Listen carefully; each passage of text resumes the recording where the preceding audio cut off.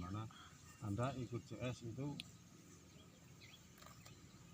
caranya udah manfaat minimal untuk diri sendiri dan keluarga, udah tahu caranya belum? Ada tolak ukur, ada energi Anda udah manfaat atau belum? Minimal itu Anda pribadi. Yang pertama ibadah tambah enggak? Kehidupan nyaman enggak? Tambah nyaman enggak? Berkeluarga tambah nyaman enggak? Mungkin yang sudah bekerja rezekinya tambah enggak? Pusingnya tambah enggak?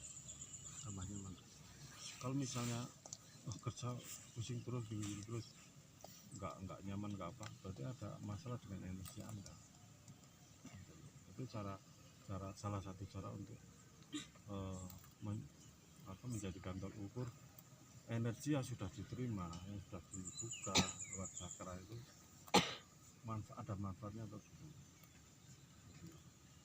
Minimal ada peningkatan dalam diri Anda. Itu tepat.